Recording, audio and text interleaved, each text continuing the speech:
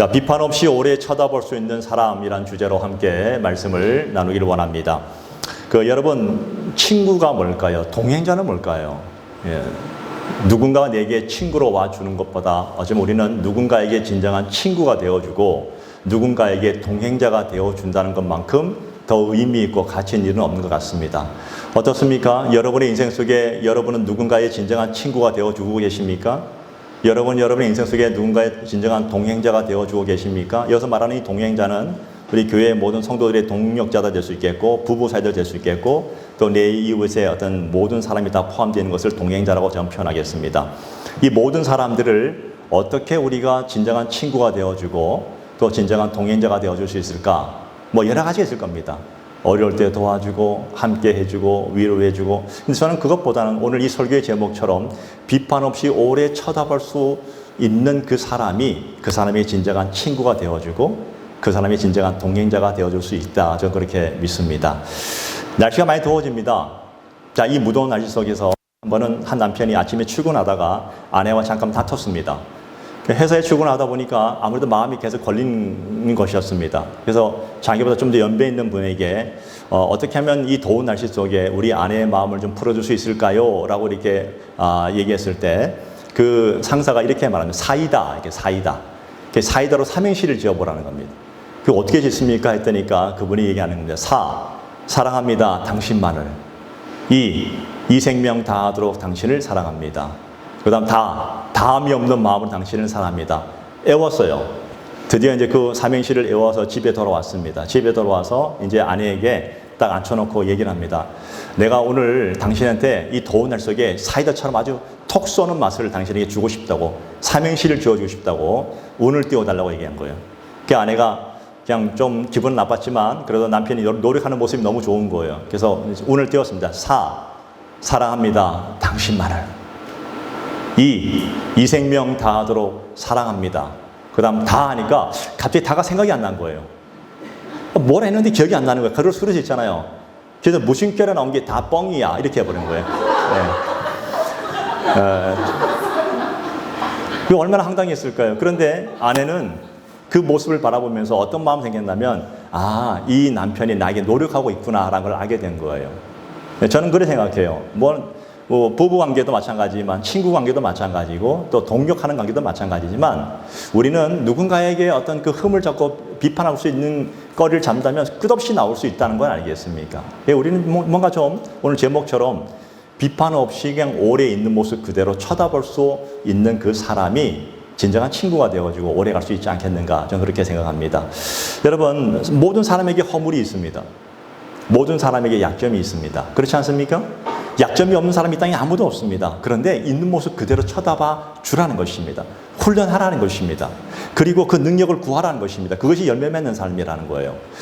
주님께서는 우리에게 분명히 힘을 주셨습니다. 오늘 여러분의 인생 속에 각자 다양한 힘을 주셨어요. 어떤 사람은 지식에 힘을 주고 어떤 사람에게는 명예에, 권력에, 물질에 여러 가지 어떤 그런 힘을 주셨는데 그 힘을 가지고 어떻게 하라고요? 힘을 가지고 도와주라는 겁니다.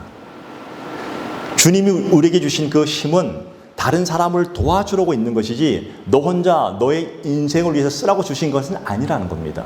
우리가 잘 알고 있는 사랑장인 고린도전서 13장에 보게 되면 이 사랑이란 단어와 자랑이란 단어가 비교해서 나옵니다.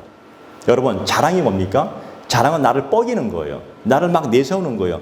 그러면 기분이 나빠요. 듣는 사람은 처음엔 좋다가 나중에 기분 나빠요. 근데요, 사랑은요, 도울 수 있는 힘이 있어서 기뻐하는 거예요. 내가 내 힘으로 그 힘을 가지고 이웃을 도와주면 이웃의 기쁨이 되어지고 그 이웃의 기쁨은 나의 기쁨이 되어지고 또 그 한 기쁨은 하나님의 기쁨이 될 줄로 믿습니다. 이게 13장에 나오는 그런 얘기예요. 그래서 여러분, 내게 힘이 있다면, 내게 힘이 생기면 내가 이 힘을 가지고 내 동력자, 내 주변에 있는 사람들을 도와주는 거예요. 그 사람을 기쁘게 해주는 거예요. 그게 친구라고, 그게 동행자라는 것입니다. 여러분, 그냥 비판 없이 보는 삶이라는 것입니다. 능력의 큰 보자기. 오늘 베드로전서 4장 8절에 보니까 너희가 무엇보다 뜨겁게 사랑할지니 사랑은 허다한 죄를 덮느니라 이렇게 말씀하고 있지 않습니까? 여러분, 우리가 누군가를 정말로 위해 준다면 눈에 보이는 것보다는 그 사람을 사랑으로 덮어주는 곳으로 나간다면 얼마나 좋을까요? 의학 전문가인 데이비 핑크 박사님은 이 신경과민, 요새 현대인들이 있잖아요. 신경과민에 굉장히 많은 이 노출되어 있지 않습니까? 스트레스에 의해서 굉장히 예민해 있어 합니다. 그 신경과민에 걸린 1000명의 사람과 그렇지 않는 1000명의 사람을 가지고 비교해서 논문을 썼어요. 그 논문의 결론이 이렇게 나왔습니다. 신경과민에 걸린 사람이 그렇지 않는 사람보다 대부분 모든 신경과민에 걸린 사람들이 아주 다른 사람을 날카롭게 비판하기를 좋아하는 사람들이었다고 딱 결정지었습니다.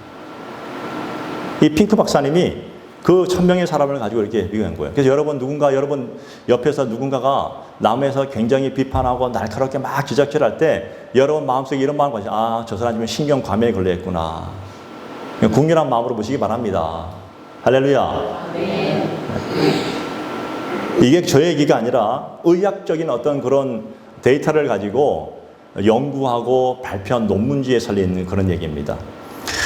건강한 삶이 뭘까요? 이 건강한 삶은 내가 힘이 있다 할지라도 내게 있는 내 힘을 가지고 다른 사람을 비판하는 것이 아니라 내가 상대방의 정보를 많이 알고 있고 그 사람의 모든 것을 알고 있다 할지라도 내가 그 사람에게 공격할 마음이 전혀 없습니다라고 손을 드는 거예요. 나는 너를 위합니다. 더 나아가서 그 상대방이 나로 하여금 보호를 받고 있구나라고 보여주는 것입니다. 그게 바로 그런 사람이 진짜 마음 아닙니까? 그런 사람이 친구가 되어주고 그런 사람이 동행자가 되어줍니다. 그렇지 않습니까? 내 힘이 주변의 기쁨으로 드러날 때 내가 가진 그 힘을 가지고 주변 누군가에게 힘으로 드러나고 그 사람이 기쁨을 주어졌을 때 그게 바로 빛된 삶이에요. 여러분 어렵게 생각할 필요가 없습니다. 주님께서 너희는 빛이라 너희는 소금이라 그렇게 말씀하셨지만 어떤 사람은 굉장히 거룩하게 그게 아니에요. 그냥 있는 모습, 삶의 모습 현장 속에서 누군가에게 기쁨을 주는 삶을 살아보라는 것입니다. 단 너에게 주어진 힘을 가지고 하라는 것입니다. 예. 그래서 이왕이면 비판하기보다는 그 사람을 덮어주고 도와주고 사랑해주고 그 사람을 위해 기도해주고 그리고 그 사람이 나로 하여금 뭔가 보호를 받고 있구나라고 느낌을 줄 수 있다면 얼마나 행복할까요? 저는 오늘 이 설교를 듣는 저와 여러분 모두가 그런 행복한 삶을 살기를 축복을 드립니다. 오늘 예수님 당시 그런데도 불구하고 이 서기관과 바리새인들의 모습은 어떻습니까? 그들은 외식하는 사람들이었습니다. 그들은 정말로 형식적이었고 습관적인 편견에 사로잡혀가지고 그들이 가지고 있는 신앙적인 기준을 아주 높게 잡고 그 기준의 잣대를 가지고 사람들을 아주 신랄하게 정죄하고 판단하는 행위를 멈추지 않았다는 것입니다. 예. 이 사람들이 어떤 사람들인지 아십니까? 이 사람들은요, 하나님을 누구보다도 잘 믿는다고 하는 사람들이었고 하나님의 말씀을 잘 아는 사람들이었는데 그런데도 불구하고 이들은요, 이 신앙이라는 그 이름을 가지고 자기들과 똑같은 신앙생활을 하지 못하는 사람들을 낮게 보고 비판하고 판단하고 정죄했다는 것입니다. 그들은 자기들의 전통과 유전과 신앙 지식과 문화적 배경을 가지고 자기들이 만든 수준 높은 어떤 신앙적 편견을 가지고 그 기준 가지고 거기에 미치지 못하는 모든 사람들은 아주 신뢰 없이 비판했는 거예요. 이게 바로 그 당시 서기관과 바리새인들의 모습이었습니다. 그래서 오늘 예수님께서 말씀하시죠. 왜 너희가 비판 없이 그냥 있는 그대로 봐줄 수는 없겠니? 너희가 이왕이면 비판 없이 그냥 사랑해주는 마음으로 바라볼 수 없겠니? 그 근거를 오늘 본문을 통해서 우리에게 말씀하시는 거예요. 그래서 왜 우리가 오늘 비판하지 말아야 될 것인가에 대해서 오늘 그 근거를 오늘 한번 몇 가지만 찾아보고 그 말씀이 나에게 주시는 말씀으로 오늘 받아들이기를 축복을 드립니다. 첫 번째는 우리는 비판할 권리가 없는 자들이라는 것입니다. 오늘 본문 1절을 보시기 바랍니다. 비판을 받지 아니하려거든 뭐하라고요? 비판하지 말라. 예수님은요, 우리에게 비판하지 말라 명령하여 주셨습니다. 해도 되고 안 해도 되는 그런 어떤 자유 선택이 아니라 어떤 이유를 대더라도 어떤 상황이 오더라도 어떤 일을 만나더라도 절대 비판하지 마. 우리는 누군가를 비판할 권리를 가진 사람들이 아니라는 거예요. 그 이유가 무엇입니까? 비판하면 비판을 받는다는 겁니다. 최종적으로는 하나님의 비판을 받는다는 것입니다. 여러분, 우리와 성경에는 그냥 비판이라는 단어로 나왔지만 이게 헬라어 원어 성경에 보게 되면요, 이 비판이라는 단어가 굉장히 무겁고 아주 중책 있는 마음으로 다가와요. 이런 거예요. 심판과 정죄의 의미로 다가와요. 더 쉽게 말한다면 법원에 가면 마지막에 누가 선고를 내립니까? 판사가 선고를 내려요. 그 판사의 선고는요, 끝나는 거예요. 그냥 가는 거예요. 내가 누군가를 비판한다는 의미는요, 판사가 마치 선고를 내린 것과 똑같은 무거운 의미를 가지고 오늘 다가온다는 것입니다. 그런데 우리는 심판자가 아니잖아요. 저와 여러분은 심판자가 아닙니다. 우리 모두는 심판받아야 될 대상들은 아니었습니까? 근데 과연 우리가 누구를 심판할 수 있겠습니까? 예를 들면 이런 거예요. 학생들이 학교에 가서 공부를 하다 보면 중학교 때는 시험을 안 보죠. 아, 보는구나. 나 안 본다고 들었는데. 시험을 보고 고등학교 시험 보잖아요. 그죠? 대학교 시험 보잖아요. 근데 시험을 보는 학생이 시험을 보는데 자기가 주어진 시험지를 가지고 이렇게 열심히 쓰고 해야 되는데 안 쓰고 자기는 시험을 안 보겠다 해놓고 내가 다른 학생의 시험지를 내가 채점하겠습니다. 이런 거와 똑같은 거라는 얘기인 거예요. 예. 또 경주장에서 경주하는 그 선수가 뛰어야 되는데 다른 박질을 하지 않고 뛸 생각을 하지 않고 다른 사람을 쳐다보면서 제대로 뛰지 못한다고 투덜거리면서 비판한다는 거 똑같은 얘기라는 거예요. 예.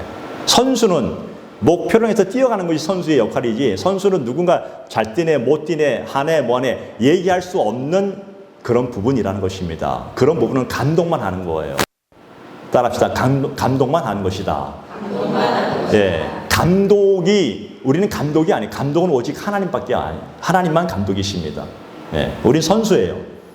그래서 다른 사람이 못 뛴다고 해가지고 너는 경주장 밖으로 나가라, 나가지 마라 이런 얘기하는 순간 당신은 감독이 되는 거예요. 저 쉽게 말하면 당신은 하나님이 되는 거예요. 그럼 어떤 일이 벌어집니까? 하나님의 심판을 받는다는 것입니다. 그런데 그 서기관과 바리새인들이 이러한 잘못을 저질렀는데 그들은요 마치 자신들이 하나님인 것처럼 자신들이 만들어 놓은 그 기준과 잣대로 다른 사람들을 함부로 비판하면서 해라 마라 뭐라 얘기했다는 것입니다. 그래서 하나님께서 말씀하시죠. 오늘 예수께서 정확히 나는 너희들에게 그런 권리를 준 일이 없다. 신앙의 사람들은 대개 타인의 무엇을 보고 비판합니까? 우리 신앙인들은 무엇을 보고 비판합니까? 그 사람이 기도하는 모습이라든가 예배하는 모습, 신앙생활 전반의 모습을 가지고 우리는 비판할 수 있잖아요. 특별히 누가복음 18장에 보게 되면 11절에 보면 이 바리새인의 기도가 나와요. 이렇게 기도합니다. 바리새인이 따로 서서 기도하여 이르되 하나님이여 나는 더 다른 사람들처럼 토색, 불의, 간음하는 자들과 같이 않습니다. 더 나아가서 여기서 기도하는 저 구석탱이에서 기도하는 저 세리와도 같이 아니함을 나는 감사합니다. 그렇게 기도하고 있었습니다. 여러분 기도가 뭐예요? 기도는 하나님과 나와의 관계 아닙니까? 기도는 하나님께 주목하고 하나님께 초점을 두고 하나님 앞에서 나의 부족함과 나의 어떤 긍휼함을 하나님께 도와달라고 기도하고 그분의 긍휼함을 바라봐야 되는데 지금 이 바리새인의 기도는 뭐예요? 초점이 하나님이 아니라 다른 사람들이에요. 또 더 정확하게 세리라는 사람을 콕 집어서 말씀합니다. 그 사람들을 비판하면서 나는 그들보다 더 의롭지 않습니까? 하나님 감사합니다. 할렐루야. 이렇게 말하고 있는 거예요. 네. 자신의 부족함과 자신의 죄됨을 바라보며 하나님께 회개하며 고백하면서 그 하나님의 긍휼하심과 하나님의 자비로우심을 바라보면서 좀 구하는 것이 자기들의 모습이 되어야 되는데 전혀 그런 데 관심이 없고 다른 사람만 바라보는 거예요. 오늘 혹시 여러분 신앙생활하면서 내가 내 눈에 잠깐 다른 사람이 보이기 시작합니까? 그거는 지금 여러분의 이 시선이 잘못된 거예요. 시선은 오직 하나님께만 돌리시길 바랍니다. 예. 여러분이 하나님만 바라보고 나아가면 묵묵히 바라보고 나아가면 누군가가 여러분의 모습을 통해서 닮아갈 줄로 믿습니다. 예. 우리는 어쩌면 이와 같은 수준을 가지고 타인을 바라보며 비판할 수 있지 않습니까? 예. 무심결에 그렇게 기도합니다. 저는 정말 옛날 그런 기억이 나요. 제가 신학교 때 한참 부흥회라는 것이 굉장히 유행하던 시절이 있었어요. 30년 전이에요, 벌써. 그래서 뭐 강사님들이 뭐 40일 금식기도 했다면요, 뭐 대단한 사람이고 나도 40일 금식기도 한번 해봐야지 하다가 중단되기도 하고 그러면 나는 신앙이 약간 덜 떨어진 사람인가 생각하고 어떤 사람은 기도를 하루에 하면 13시간씩 기도한다 하는 거 보면 나도 그 정도 해봐야지 하고 해봤는데 또 안 되면 막 졸다가 자다 하면서 13시간 채웠다 이기도 하고 여러분 얼마나 이게 비교가 됩니까? 여러분 그런데 기억하십시오. 신앙은 내가 누군가에게 굳이 얘기하지 않아도 그냥 하나님을 경건하게 쫓아가면 옆에 사람들도 그 모습을 보고 자연스럽게 쫓아올 수 있게 된다는 것입니다. 네. 억지로 할 필요가 없어요. 하나님이 그 마음에 감동을 주신다는 겁니다. 그런 거예요. 정말 저도 옛날에 그런 생각을 좀 했었어요. 기도 열심히 하다 보면 정말 어떤 사람은 기도 안 하면요, 정말 저 사람 기도 안 한다고 막 속으로 막 내가 그런 적이 있었거든요. 회개했어요. 너나 잘해라. 하나님 그러시다. 너나 잘해라. 예. 전도 안 하면 누구는 전도 하루에 몇 명, 뭐 1년 몇 명씩 하는데 너네 전도 안 하니 이러면요, 또 전도하면 사람이 막 얘기하고 뭐 자랑스럽게 얘기하잖아요. 그 하나님 말씀하십니다. 너에게 주어진 몫이나 열심히 해, 이 자식아. 너 짠데 쳐져 말고 너만 잘해봐. 예. 우리는 우리의 모든 시선은 주님께 두고 우리의 모든 삶을 두고 나아가는 것입니다. 그런데 오늘 그 얘기를 하는 거예요. 하나님 보시기에 뭐 기도하고 예배하고 전도하고 봉사하고 뭐 이런 모든 문제들이요, 사실 하나님 앞에는 별거 아니에요. 예. 우리는 정말 열심히 한다 하지만 하나님은 그게 별거 아니라는 거예요. 왜냐하면 뭐 저 사람보다 내가 토색도 안 하고 가름도 안 하고 뭐 다 불의도 저지지 않고 내가 저 세리와 같은 삶도 살지 않는다고 막 아무리 얘기해도 창조주 하나님은 그런 것을 바라보는 것이 아니라 너희의 원래 너는 어떤 모습이었는가를 바라보라는 겁니다. 너는 죄악된 본성이 있지 않았느냐? 너는 너 자신만 사랑하고 있지 않느냐? 너가 나를 사랑한다고? 너 자신을 한번 심각하게 들여다봐. 너는 나를 사랑한다고 말은 하고 있지만 너의 심령 그 깊숙한 곳에는 너 자신을 사랑해서 열심히 살고 있지 않느냐? 너가 신앙생활 한다는 것 자체가 나를 위한 것이니? 다시 한번 생각해봐. 너 자신의 뭔가 뭐 드러내기 위해서 하고 있지는 않니라고 자신을 돌아보라는 것입니다. 그래서 우리는 사도 바울을 바라보는 거예요. 사도 바울은요, 그렇게 신앙의 모습을 가지고 살아갔지만 그는 하나님을 바라보면 바라볼수록, 예수를 바라보면 바라볼수록 자신의 부족함과 자신의 죄인됨을 철저하게 고백하고 있지 않습니까? 니나 잘해라고 얘기하지 않았어요. 따라합시다. 나나 잘하자. 네. 나만 잘하면 되는 거예요. 하나님 앞에서 우리는 1대1의 관계지 내가 열심히 한다 해가지고 옆 사람이 구원받는 거 아닙니다. 하나님과 나와의 관계라는 것입니다. 신앙생활도 마찬가지입니다. 하나님과 나와의 관계예요. 내가 하나님께 열심히 하다 보면 누군가가 영향을 받을 수는 있지만 굳이 하라 마라 얘기 안 해도 돼요. 그거는 하나님만 하시는 거예요. 또 단 예외가 있습니다. 담임 목사님은 할 수 있어요. 저는 기도하다가 정말 안 되면 저는 얘기합니다. 하나님의 이름으로 얘기할 수 있습니다. 그건 나 외에는 하지 마시기 바랍니다. 저는 하나님이 아니지만 저는 리더로서 그런 얘기를 할 수 있어요. 예, 방향을 제시하는 사람이니까. 오늘 하나님께서 우리에게 그런 말씀하시죠. 너는 너의 삶을 위해서, 너는 너의 영광을 위해서, 너는 너의 잘남을 위해서 그렇게 살아가고 있는데 너 자신을 봐. 너의 죄악된 본성이 바로 그거야 라고 얘기하는 거예요. 예. 그래서 하나님께서 하나님의 심판의 기준을 어디에 두고 있냐면 본문 2절입니다. 자, 본문 2절 보겠습니다. 같이 읽겠습니다. 시작. 너희가 비판하는 그 비판으로 너희가 비판을 받을 것이요 너희가 헤아리는 그 헤아림으로 너희가 헤아림을 받을 것이니라. 우리가 다른 사람을 너그럽게 대하면 하나님도 우리를 너그럽게 대하신다는 얘기입니다. 있는 모습 그대로 보십시오. 여러분 마태복음 5장 7절에 우리 이미 보았지만 긍휼히 여긴 자는 복이 있나니 그 사람이 어떻게 한다고요? 긍휼히 여김을 받을 것이요. 우리가 다른 사람에게 긍휼을 베풀 때 하나님도 우리를 긍휼하게 보신다는 것입니다. 야고보서 2장 13절에 보게 되면 긍휼히 행하지 아니한 자에게는 긍휼이 없는 심판이 임할 것이라 말하고 있습니다. 우리가 다른 사람에게 심은 그대로 하나님은 거두게 하여 주시기 것이다 말씀하십니다. 심지어는 이렇게 말합니다. 너희 말이 내 귀에 들리는 대로 나는 너희에게 그대로 시행하리라. 구약 성경에 에스더서라는 성경이 있습니다. 거기에 포로로 잡혀가서 이제 살고 있는 모르드게라는 사람 나오고 에스더는 이스라엘 사람이었지만 그 나라의 왕비가 됐습니다. 근데 그 나라에 하만이라는 사람이 있었어요.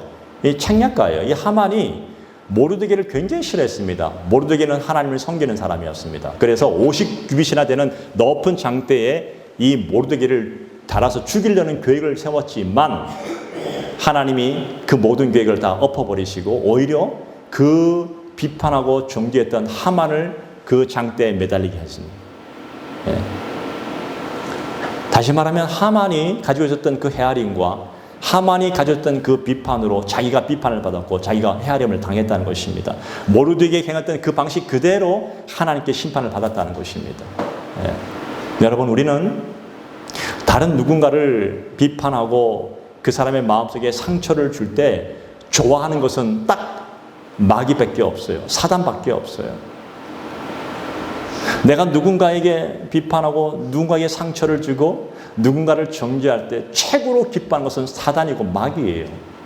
마귀가 이렇게 얘기할 것입니다. 비웃을 것입니다. 잘들 논다. 그러니까 너 잘했다. 내가 중간에서 이간질 했는데 나의 이 전략에 너희가 잘 쏘가서 넘어가고 있구나. 잘했다 하는 거예요. 예, 우리는 절대 마귀에게 속아서는 안 된다는 것입니다. 우리는 오직 우리의 기준이신 하나님의 말씀만 믿고 그대로 행해야 될 줄로 믿습니다. 우리는 남을 판단하는 자리에 서 있는 자들이 아니라는 겁니다. 두 번째는 왜 우리는 비판하지 말아야 될까요? 두 번째는 우리는 비판할 자격이 없는 자들이에요. 자, 본문 3절 4절입니다. 어찌하여 형제의 눈 속에 있는 티는 보고 내 눈 속에 있는 들보는 깨닫지 못하느냐. 보라, 내 눈 속에 들보가 있는데 어찌하여 형제에게 말하기를 나로 내 눈 속에 있는 티를 빼게 하라 하겠느냐. 예. 여러분, 하나님이 말씀하시는 의도는 분명하지 않습니까? 큰 허물을 가진 사람이 어떻게 작은 허물을 가진 사람을 탓할 수 있겠느냐. 그 얘기예요, 지금. 그 요한복음 8장에 보게 되면 하루는 이 바리새인과 서기관들이 음행하던 중에 있던 여인을 잡아다가 예수님 앞으로 끌고 왔습니다. 유대인 율법에 의하면 음행하다 걸리면 돌로 쳐 죽이는 법이 있었어요. 실제로 지금도 중동 지방에 가면요, 그런 일들이 일어나고 있다는 겁니다. 지금도 그래요. 그런데 물어요, 예수님께. 모세의 율법에 의하면 이 여인을 돌로 쳐 죽이라고 하는데 예수님은 어떻게 하면 좋겠습니까? 그들의 마음속에는 예수님을 고발하려는 의도를 가지고 물었지만 예수님께서 어떻게 하셨습니까? 한참 보고 계시다가 땅에 끄적끄적 쓰시다가 이렇게 말씀하셨죠. 너희 중에 죄 없는 자가 돌로 치라. 그들 모두의 마음속에 양심이라는 것이 있었나 봐요. 아무도 치지 못하고 돌을 다 내버려두고 다 돌아가 버렸습니다. 여러분, 그런 거예요. 우리 모두는 다 이런 자들입니다. 가면 누가 돌을 들어서 누구를 칠 수 있겠냐는 것입니다. 그럴 수 없다는 거예요. 그런데 예수님께서 오늘 서기관과 바리새인들에게 그들의 외식적인 모습을 보면서 아주 구체적으로 말씀하시죠. 4절에 보니까 보라, 내 눈 속에 뭐가 있어요? 들보가 있는데 어찌하여 형제에게 말하기에 그 눈 속에 티를 빼게 하라 하느냐? 그 우리말 속담에 보게 되면 이런 말이 있어요. 가랑잎이 솔잎 보고 바스락거린다고 뭐라는 거 똑같은 거예요. 여러분, 가랑잎이 뭔지 알아요? 날라대면 바스락바스락, 솔잎은 바스락바스락 그래 안 그래요? 안 그래요. 좀 더 심한 말 해볼까요? 똥 묻은 개가 겨 묻은 개에게 뭐라 한다는 거 똑같은 거예요, 여러분. 내가 있는 내 허물이 더 큰데도 불구하고 남의 그 작은 그 한계를 가지고 뭐라 한다는 것입니다. 지금 이것이 어쩌면 그들의 모습이 아니라 우리의 모습이 될 수 있다는 겁니다. 오늘 이 땅을 살아가는 저와 여러분들, 지금 우리나라를 보시기 바랍니다. 우리나라가 이 진영 논리에 쌓여가지고 얼마나 심각합니까? 올바른 정책을 바라보고 올바른 진리를 보고 바른 것을 바르다고 말하고 나가는 게 맞는 것인데도 불구하고 그렇지 않잖아요. 내가 이 편이 있고 내가 이 편에 있으면 상대편이 아무리 오른쪽을 해도 내가 이 편에 있는 한은 이건 무조건 틀렸다 얘기하는 거예요. 나라가 망할 징조라는 겁니다. 그런데 하나님이 우리나라를 사랑하시는 거 왜? 우리나라에는 기도하는 사람이 너무 많아요. 세상 사람들이 아무리 부패해지고 아무리 당파 싸움을 하고 아무리 자기끼리 싸워서 누가 대통령이 되든 그건 관계가 없어요. 세운 것도 하나님이시고 망하게 하는 것도 하나님이시고, 그러나 중요한 것은 저와 여러분들은 거기에 휩싸이지 아니하고 우리는 하나님의 말씀 앞으로 진리에 서서 우리는 주님 앞에 기도할 뿐입니다. 세상 사람들 보세요. 얼마나 피 터지게 싸웁니까? 비판하고 싸웁니까? 서로 상처 입어요. 서로 쓰러져요. 그런 쓰러져 있는 자들을 위로하고 그들을 찾아갈 사람들이 바로 우리라는 얘기예요. 교회는 뭐 하는 것인가? 그런 자들을 찾아가서 위로해주고 격려해주고 예수님의 사랑을 전하면서 너희들이 바로 설 수 있도록 도와주는 것이 바로 교회 아닙니까? 근데 교회끼리 싸워보니까 이게 문제가 된다는 겁니다. 교회 안에서 싸워버리잖아요. 성도끼리 싸우잖아요. 그게 뭐가 될까요? 아무것도 안 된다는 겁니다. 오늘 이 말씀을 듣는 저와 여러분들은 내가 이런 사명을 가지고 태어났구나. 내가 지금 이 땅에 살고 있구나.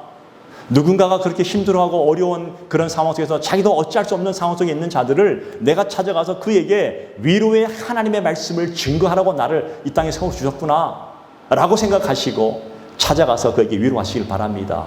네. 적어도 세상 모든 사람들이 나를 비판한다 할지라도 너만은 나를 비판하지 않네? 너를 보니까 너 하나님 믿는 사람이야? 예수 믿는 사람이야? 난 교회 나와봐야겠다. 이게 전도예요.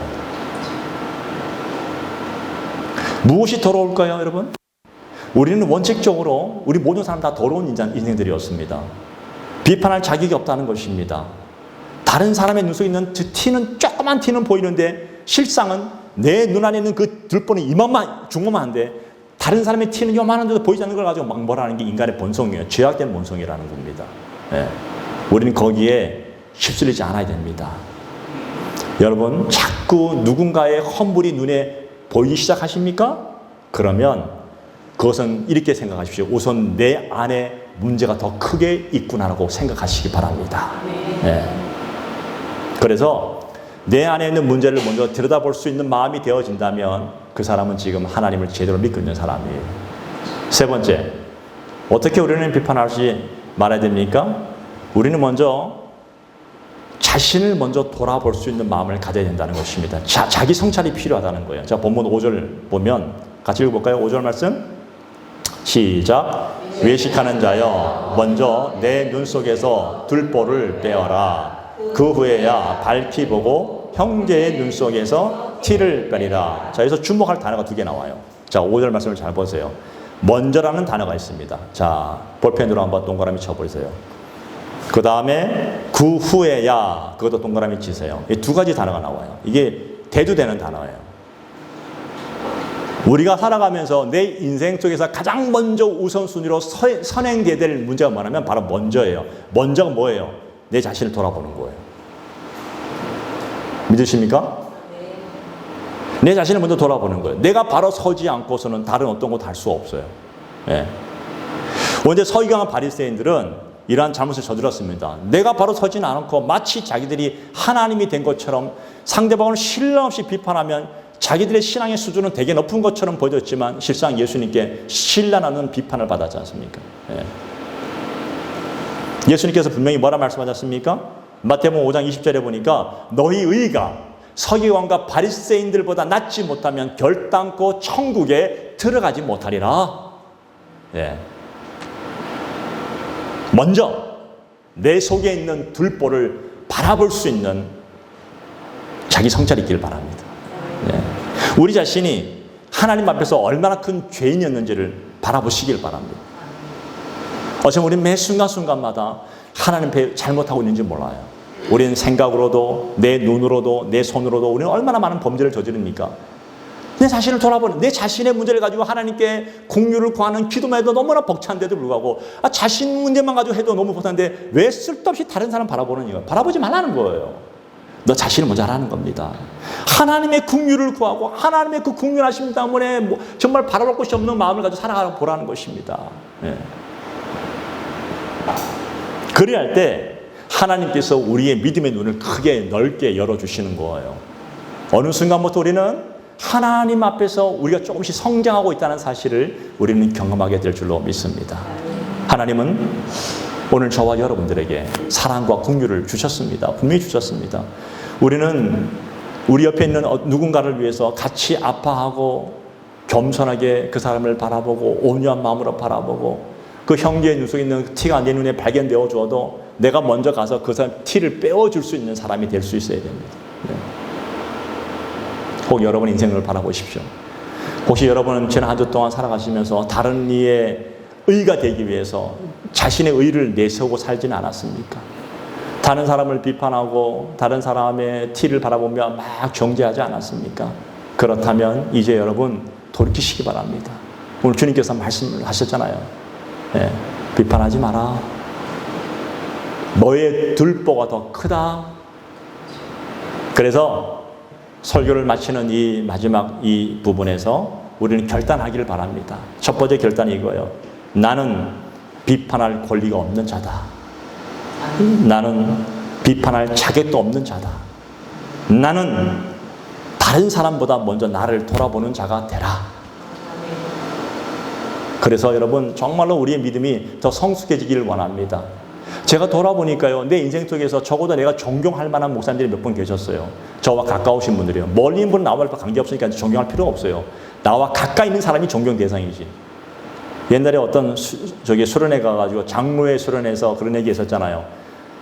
장로교 연합 장로 수련회에서 존경하는 분을 쓰십시오 했다니까 전부 다 자기 교회 목사가 아니라 뭐예요? 뭐 참 자기랑 관계없는 사람을 존경한다. 아니에요. 나랑 가장 가까이 있는 사람을 내가 가장 잘 알고 내가 경험한 사람을 존경하는 게 진짜 존경이에요. 네. 여러분이 정말 누군가를 존경할 수 있다면 지금 여러분 주변에 누군가가 여러분을 존경할 것입니다. 네. 어떻게? 자신을 돌아보는 거예요. 근데 그 존경할 만한 목사님들 특징이 있었어요. 제가 봤을 때 인생 속에서. 그분들은요, 단 한마디도 누군가를 비판하지 않았어요. 그분들은 늘 항상 겸손하게 자신의 부족함을 가지고 하나님께 자신을 아뢰는 모습을 좀 볼 수 있었어요. 뭐 그분들의 삶이 성숙하고 뭐 거룩한 그런 전이 없었어도 늘 하나님 앞에서 늘 겸손하게 자신의 부족함과 하나님의 궁휼하심을 구하면서 살아가는 그 모습 속에 나는 진짜 존경함을 느꼈어요. 닮고 싶었어요. 우리도 좀 그런 예수님 말씀처럼 그렇게 살아가기를 축복을 드립니다. 여러분 생각해 보세요. 내가 누군가를 비판해요. 그럼 그 사람 나를 비판하지 않을까요? 똑같이 비판합니다. 두 배, 세 배 다가옵니다. 누군가를 사랑해 보십시오. 그럼 그 사람 나를 사랑할 것입니다. 우리는 지금 이 각박한 세상 속에서 얼마나 비난과 정죄와 판단이 심한 세상 속에서 적어도 그리스도인들만은 주님의 긍휼과 사랑으로 나는 너를 비판하지 않고 오래 쳐다볼 수 있는 사람이야. 난 너를 너무나 잘 알아. 그럼에도 불구하고 나는 너를 보호해 줄 거야. 그리스도의 이름으로. 이런 사랑을 할 수 있다면 여러분들은 오늘 하나님 앞에서 믿음 생활 잘하고 있는 분들입니다. 오늘 그 믿음으로 살아가는 그런 귀한 주의 종들 되기를 간절히 축복을 드립니다. 기도하겠습니다.